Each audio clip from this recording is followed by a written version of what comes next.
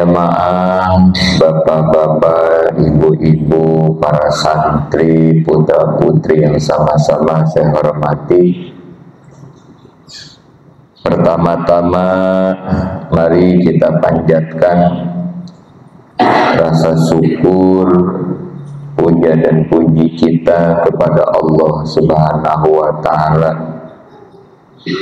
atas segala limpahan nikmatnya kepada kita, terutama nikmat iman wal Islam, juga nikmat sehat badan, sehingga malam ini seperti biasa setiap malam Sabtu ba'da Isya kita bersama melaksanakan kegiatan riyadhah. Riyadhah artinya melatih, mengolahragakan. Hanya yang dimaksud di sini adalah riyadhatun nafsi, melatih jiwa kita, mengolahragakan diri kita agar hati kita, jiwa kita dengan dilatih dengan riyadhah, hati kita bisa menjadi lembut, bisa lebih mudah lagi menerima segala nasihat dan kebaikan-kebaikan yang diperintahkan oleh agama. Dan yang tidak kalah penting, mudah-mudahan dengan riyadhah yang kita laksanakan setiap malam Sabtu ini, hati kita, jiwa kita bisa semakin dekat lagi dengan Allah Subhanahu wa Ta'ala. Amin ya Allah ya Rabbal Alamin. Salawat dan salam semoga selalu tercurah limpahkan kepada baginda alam kita, Habibana wa Nabiyana Muhammad sallallahu alaihi wasallam, juga pada seluruh para keluarganya, sahabatnya, tabi'in, tabi'in, dan mudah-mudahan sampai kepada umatnya, dan kita semua mudah-mudahan kelak di akhirat diaku oleh Nabi sebagai umatnya dan mendapatkan syafaatnya. Amin ya Allah ya Rabbal Alamin. Hadirin jamaah riyadhah rahimakumullah. Alhamdulillah saat ini kita berada di satu bulan yang sangat bersejarah bagi bangsa kita, bagi negara kita, negara kesatuan Republik Indonesia yang kita cintai ini, sebagai tanah kelahiran kita, yang mana di bulan ini, di bulan Agustus, di tanggal 17 di tahun 1945, bangsa kita memproklamirkan kemerdekaannya, kebebasannya setelah melalui merasakan penjajahan yang begitu lama dan begitu panjang waktunya. Namun kita pun selain bersyukur kepada Allah telah dianugerahkan kemerdekaan bagi negeri kita, kita pun jangan lupa mendoakan kepada seluruh almarhum, almarhumah, para pahlawan-pahlawan kita, para pejuang-pejuang kita dari berbagai kalangan, dari para ulama, para santri, para tentara, semua para pejuang yang mereka bukan hanya tenaga, harta, dan pikiran, bahkan nyawa rela dikorbankan demi kemerdekaan bangsa kita. Maka kita jangan sampai lupa atas jasa-jasa para pahlawan, para pejuang kita. Kita senantiasa mendoakan, terutama sebentar lagi kita akan merayakan kemerdekaan kita yang ke-80 tahun di tanggal 17 Agustus besok. Maka jangan pernah lupa atas jasa-jasa para pahlawan kita. Paling tidak kita selalu mendoakan kepada mereka, mudah-mudahan segala perjuangannya, jasa-jasanya, semua pengorbanannya diterima oleh Allah Subhanahu wa Ta'ala, dan kematian mereka semua, wafatnya mereka semua, mudah-mudahan semuanya dicatat sebagai kematian yang syahid di hadapan Allah Subhanahu wa Ta'ala. Amin ya Allah ya Rabbal Alamin. Berbicara tentang kemerdekaan,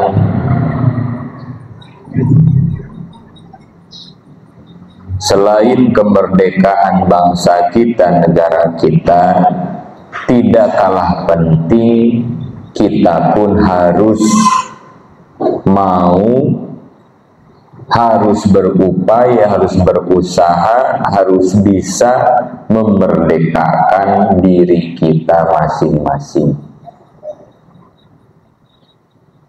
Karena di dalam diri kita juga ada sang penjajah. Siapa penjajah diri kita masing-masing? Di dalam Al-Quran Allah menjelaskan, innan nafsa la'ammarotum bisu. Sesungguhnya nafsu itu, hawa nafsu itu senantiasa menjajah kita, menyuruh kita, kita diperbudak untuk senantiasa melakukan hal-hal yang buruk. Itulah penjajah diri kita masing-masing, yaitu hawa nafsu kita. Maka penting kita berupaya untuk bisa memerdekakan diri kita masing-masing dari penjajahan hawa nafsu. Siapa yang tidak mau bangun malam untuk tahajud? Semua kita pasti menginginkan bisa tahajud setiap malam.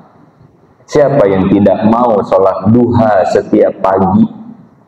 Siapa yang tidak mau setiap sholat bisa berjamaah ke masjid awal waktu? Siapa yang tidak mau bisa menghatamkan tadarus Quran setiap 1 bulan 1 kali? Siapa yang tidak mau hadir di majlis-majlis ilmu dan majlis-majlis zikir? Semua kita pasti menginginkannya. Tapi pada kenyataannya, keinginan tinggal keinginan, kadang-kadang semua itu tidak ada yang bisa kita laksanakan. Jangankan tahajud, kadang subuh saja kita kesiangan. Jangankan duha, kadang sholat zuhur pun kita ketinggalan. Jangankan hatam tadarus Quran sebulan sekali, di Ramadan pun kadang kita tidak bisa menghatamkan. Kenapa ini terjadi? Jawabannya hanya satu, selama ini kita masih dijajah oleh hawa nafsu kita. Kita belum bisa merdeka, belum bisa mengalahkan perintah dan ajakan keinginan hawa nafsu kita yang cenderung la'ammarotum bisu, selalu menyuruh kita kepada hal-hal yang buruk, hal-hal yang negatif.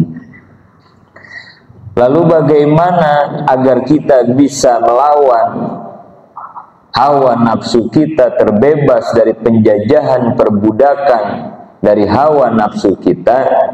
Salah satu caranya yang harus kita lakukan adalah 2 hal. 1 hijrah, kedua jihad. Dulu ketika Nabi kita, Nabi Muhammad Sallallahu Alaihi Wasallam dilahirkan di suatu kota suci, Makkatul Mukarramah, Apa yang terjadi? Situasi kondisi orang-orang Mekah saat itu, mereka adalah penyembah berhala. Bukan puluhan, ratusan berhala yang berada di dalam dan di luar sekitar Ka'bah Baitullah. Orang-orang Mekah semua menyembah berhala-berhala yang mereka buat, patung-patung yang mereka buat. Kanjeng Nabi sangat sedih, sangat prihatin melihat keadaan orang-orang Mekah saat itu yang menyembah berhala. Bahkan berhala-berhalanya disimpan di dalam Ka'bah dan di sekitaran Ka'bah, yang seharusnya Ka'bah itu menjadi simbol kiblat umat Islam sedunia, tapi saat itu malah digunakan kemusyrikan. Mereka jadikan penyekutuan terhadap Allah Subhanahu wa ta'ala. Kanjeng Nabi begitu sedih dan prihatin. Setiap saat Nabi memikirkan, merenung, berpikir bagaimana agar umatnya bisa menyembah Allah, bertauhid, beriman kepada Allah. Kanjeng Nabi ingin memerdekakan kota kelahirannya Mekah dari keadaan yang semacam tadi. Lalu apa yang Nabi lakukan? Pertama, kata Allah, hijrah, pindah. Akhirnya Nabi hijrah dari Mekah menuju satu kota yang disebut dengan Madinah, yang waktu itu dikenal dengan kota Yasrib. Setelah di Madinah, apa yang Nabi lakukan? Jihad. Nabi berjuang, menyusun kekuatan, mengajak orang-orang untuk beriman. Beberapa peperangan terpaksa Nabi lakukan. Ada perang Badar, ada perang Khandaq, ada perang Uhud, berbagai perang-perangan yang Nabi lakukan saat itu dalam rangka berjuang menyusun kekuatan. Dan pada akhirnya ketika Nabi sudah mempunyai kekuatan yang cukup, maka Nabi kembali ke kota kelahirannya Mekah dengan membawa pasukan yang sangat luar biasa. Lalu apa yang Nabi lakukan saat itu di kota kelahiran? Nabi berkata melalui para sahabatnya, siapa yang masuk ke dalam rumah Abu Sufyan, maka mereka akan selamat. Artinya apa? Nabi saat itu memerdekakan tanah kelahiran kota Mekah dengan tidak setetes darah pun dialirkan, tanpa satu nyawa pun melayang, tanpa ada peperangan dan kekerasan. Nabi mampu memerdekakan kota Mekah dari yang asalnya jahiliyah menyembah para berhala, saat itu diisi oleh orang-orang yang beriman hanya menyembah kepada Allah Subhanahu wa ta'ala. Artinya apa? Cara untuk bisa merdeka salah satunya kita harus mau hijrah dan berjihad. Pertanyaannya, lalu bagaimana dengan hijrah diri kita dari penjajahan nafsu? Harus hijrah seperti apa dan harus jihad semacam apa?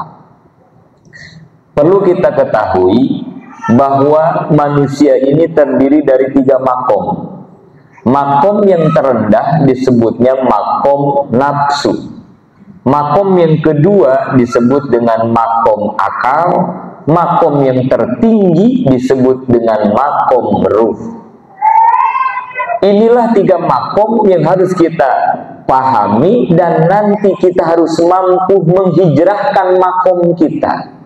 Dari makom terendah, makom nafsu, pindahkan ke makom akal, kemudian hijrahkan kembali ke makom ruh.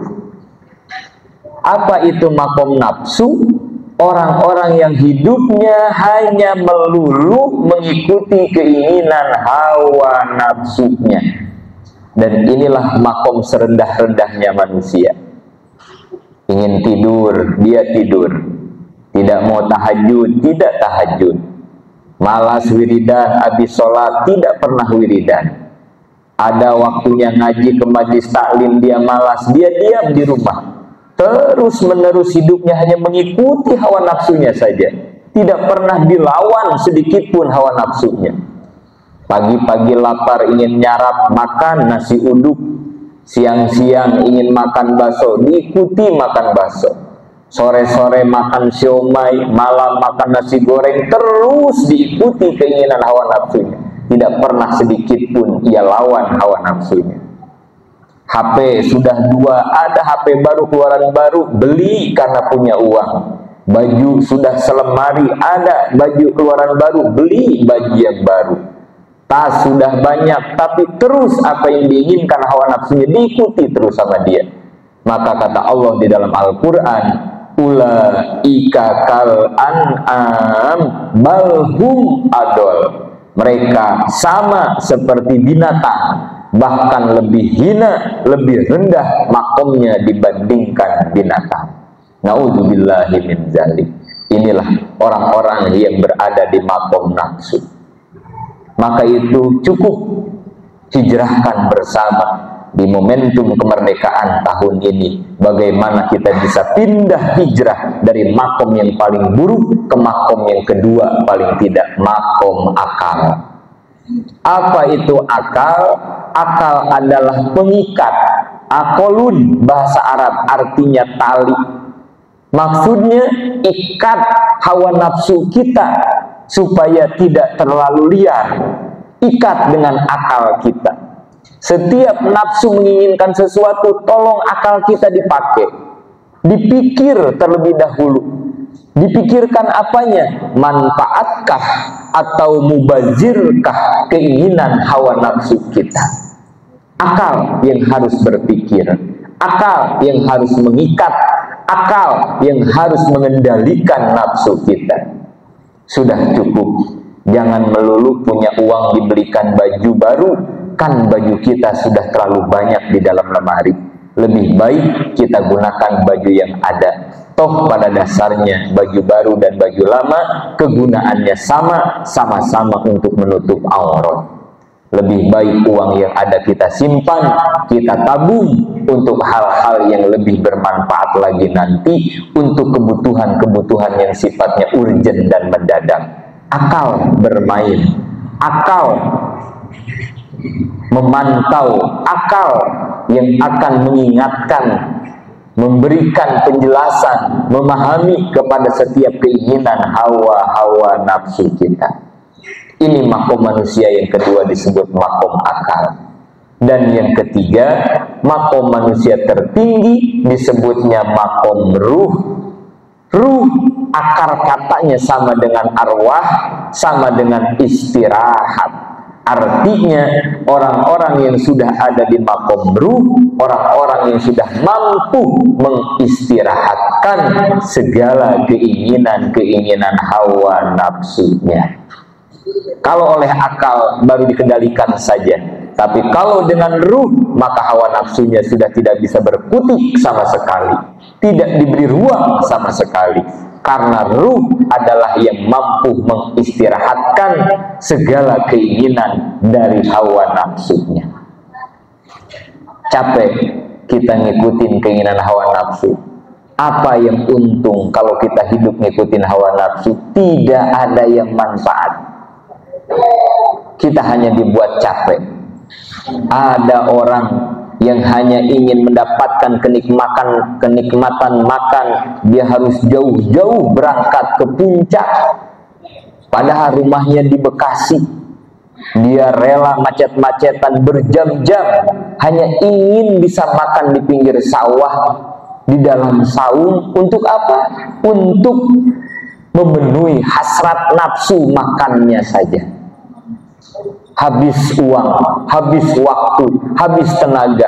Padahal kalau boleh jujur menurut akal kita, makan di puncak satu piring kenyang, makan di rumah satu piring kenyang. Lalu apa yang dikejar oleh keinginan nafsu kita? Kalau bukan untuk menyiksa kita sebetulnya.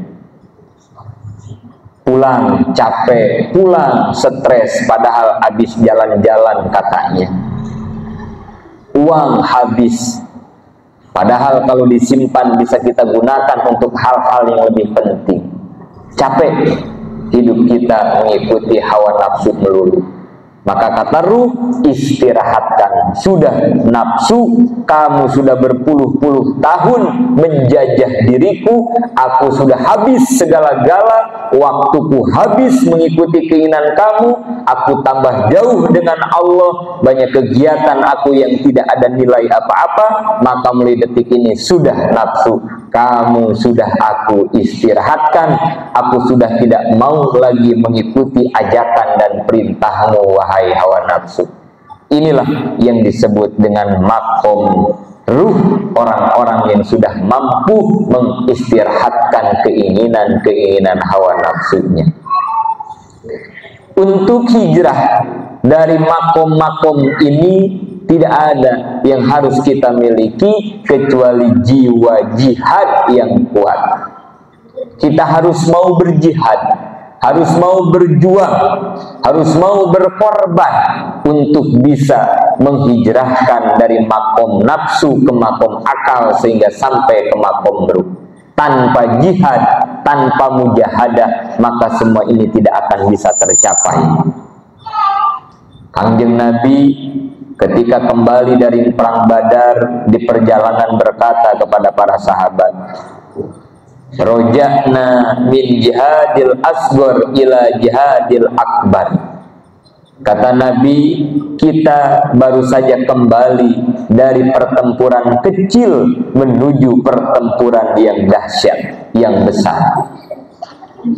Sahabat semua bingung, kenapa perang Badar yang begitu dahsyat dikatakan perang kecil oleh Nabi? Lalu kata sahabat, yang dimaksud perang besar itu apa ya Rasulullah? Padahal Badar itu 300 muslim harus menghadapi 1000 orang kafir.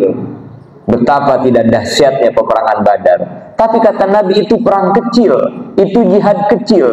Kita akan bersama-sama menghadapi jihad besar. Lalu apa ya Rasul jihad besar itu? Apa kata Nabi? Mujahadatun nafsi. Perang besar adalah memerangi hawa nafsu kita masing-masing. Oh, ternyata memerangi hawa nafsu, mujahadatun nafsi, nilainya lebih berat dibandingkan kita perang fisik melawan orang-orang kafir di medan perang. Maka wajar banyak orang yang tidak sanggup melawan hawa nafsunya sendiri, karena peperangan dengan hawa nafsu bukan peperangan main-main, bukan peperangan kecil-kecilan, bukan peperangan biasa-biasa, tapi Nabi katakan mujahadatun nafsi, jihadul akbar, jihad yang besar. Paling tidak setelah kita pahami teori ini, terutama saya yang menyampaikan, mulai kita renungi bersama, saat ini kita berada di makom yang mana? Kalau saat ini kita masih berada di makom nafsu, berarti hinalah diri kita. Maka tidak ada yang harus kita upayakan bagaimana kita mampu jihad dan menghijrahkan makom kita agar tidak selamanya berada di makom nafsu. Yang kedua, setelah kita pahami ternyata perang terbesar adalah melawan hawa nafsu, mulai detik ini jangan pernah kita sepelekan keinginan hawa nafsu kita. Hawa nafsu kita adalah musuh terbesar. Jangan sekali lagi kita sepelekan hawa nafsu kita. Siapkan segala-galanya, kerahkan segala tenaga dan upaya kita untuk mampu mengalahkan hawa nafsu. Kenapa? Karena kalau hawa nafsu kita tidak terkalahkan, ulama tasawuf mengatakan an-nafsu katifli, nafsu itu bagaikan anak kecil. Kalau tidak dikalahkan anak kecil, maka sampai kapanpun anak itu akan terus merongrong kepada orang tuanya. Tidak ada lagi cara lain melawan hawa nafsu kecuali tegas kita lawan, tidak ada celah sedikit pun untuk keinginan nafsu yang kita ikuti. Kalau anak kecil umur 2 tahun tidak disapih nyusu dari orang tuanya, maka jangan heran sampai SD dia akan terus nyusu kepada kedua orang tuanya. Tapi karena orang tuanya tegas, ketika umur 2 tahun kamu waktunya disapih dengan berbagai cara, walaupun tidak tega anaknya menangis, tapi pasti orang tua dengan tegasnya menghentikan anak supaya tidak lagi nyusuk kepada orang tuanya. Dan alhamdulillah dengan itu kita terselamatkan nyusuk terus-menerus kepada orang tua kita. Bayangkan, kalau dulu orang tua kita tidak tegas, maka pasti sampai kapanpun kita akan selalu nyusuk terhadap kedua orang tua kita. Atau anak-anak kita yang suka jajan, kalau keinginan jajannya terus diikuti, maka setiap ada tukang apapun yang lewat di rumah kita, anak kita pasti merongrong minta uang kepada kita untuk jajan. Dari pagi sampai sore, mungkin sampai malam, kalau keinginan jajannya terus kita ikuti, setiap minta uang kita kasih, maka pasti sampai malam pun anak kita tidak akan henti-hentinya minta jajan. Itulah karakter anak kecil, itulah karakter nafsu. Gak mau tahajud, ikutin saja, gak usah tahajud. Besok gak usah tahajud lagi, besok gak usah tahajud lagi. Yakin sampai mati kita tidak akan pernah bisa mencicipi nikmatnya tahajud. Gak mau duha, ikuti saja hawa nafsu kita. Gak usah duha, besok juga gak mau, gak usah duha, terus ikuti aja. Maka sampai mati kita tidak akan pernah merasakan nikmatnya sholat duha. Tidak mau sholat berjamaah ke masjid, ikuti saja terus. Gak mau berjamaah, gak usah. Gak mau gak usah. Maka pasti sampai mati kita tidak akan pernah merasakan nikmatnya berjamaah awal waktu di masjid atau di musola. Nafsu nggak pernah berpikir, malu, saya udah 40 tahun, saya udah 30 tahun, saya udah 50 tahun, kok nggak pernah berjamaah ke masjid, kok nggak pernah menamatkan tadarus Quran, kok nggak pernah puasa Senin Kemis, malu. Nggak bakalan seperti itu nafsu kita. Yang ada dia terus merongrong sampai habis waktu dan umur kita, tinggal nanti pas sakaratul maut, barulah kita menyesal dan bertiak kepada Allah, ya Rob, laula akhartani ila ajalin qarib la asaddaqo wa akum minas solihin. Ya Rob, beri kami waktu sebentar saja ya Rob. Jangan kau matikan saya saat ini. Saya ingin beramal soleh, saya ingin bersodakoh, saya ingin melakukan hal-hal yang dulu saya lalai karena terlalu mengikuti hawa nafsu saya, sehingga saya saat ini sampai di akhir hidup saya sakaratul maut. Itu paling yang nanti kita akan rasakan. Na'udzubillahi min dzalik. Mudah-mudahan nasihat yang disampaikan pada saat ini saya khususkan untuk diri saya pribadi yang nyata-nyata secara sadar saya mengakui saya belum bisa memerangi hawa nafsu saya sendiri. Tapi jika ada manfaatnya untuk para jamaah, mari bersama kita berdoa kepada Allah. Momentum Agustus tahun ini jadikan momen memerdekakan diri kita masing-masing dari penjajahan hawa nafsu kita. Mudah-mudahan Allah berikan kekuatan, kemampuan, hidayah dan taufik bagi kita untuk kita bersama bisa memerangi hawa nafsu kita bersama-sama. Amin ya Allah ya Rabbal Alamin.